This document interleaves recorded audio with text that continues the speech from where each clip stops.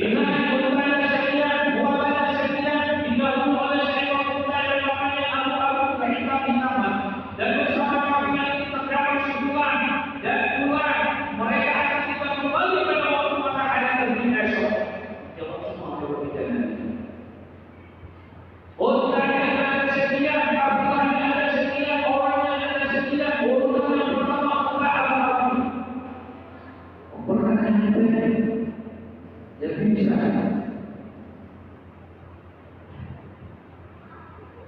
Insya Allah mereka akan tiba pada waktu matahari terbit esok. Si pembelanya keluar. Maka untuk menjadi kepada Nabi Rasulullah SAW itu Allah mereka sebelum fajar kepada saudara.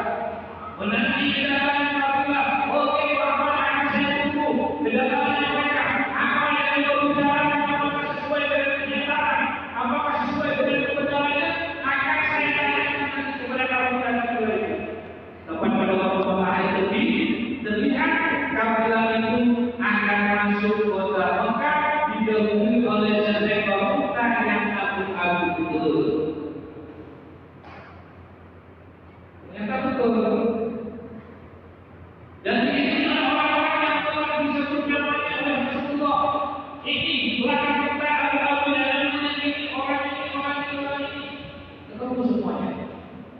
Akan tetapi dengan bukti-bukti dan data yang diberikan oleh Rasulullah SAW itu, mereka masih tetap tidak percaya. Siapa itu? Padahal sudah sesuai dengan kenyataan.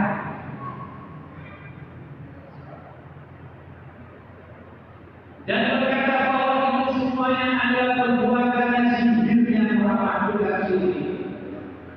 Oh, ini kalau sudah hati yang tertutup. Diriwayatkan pada Sahih Al-Bukhari bahwa dia bertanya kepada Rasulullah SAW tentang peristiwa Isra dan bersabda beliau,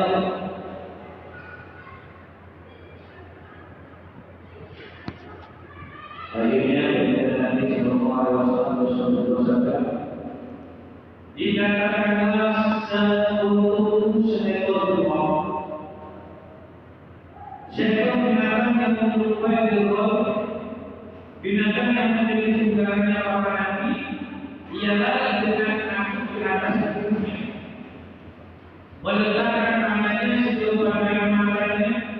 Dalam perjalanannya saya mendengar suara panggilan dari sisi kananku dan berseru, bertahan-tahan dari Muhammad.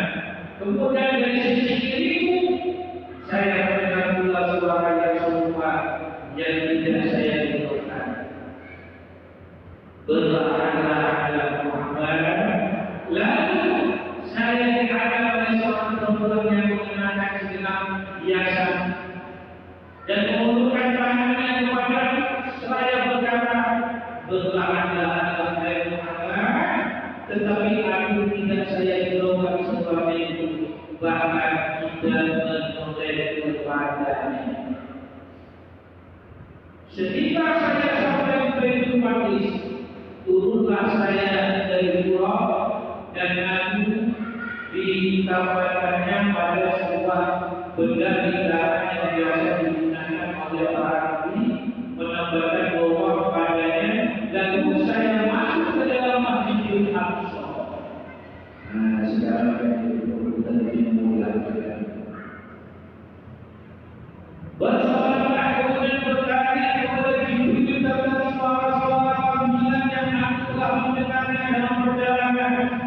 Maka berkata Jibril, semua yang kau dengar dari sisi kanan adalah ajakan golongan orang Yahudi. Orang Yahudi. Ada yang kata kau menjawabnya, niscaya seluruh umatmu akan masuk agama Yahudi. Betul.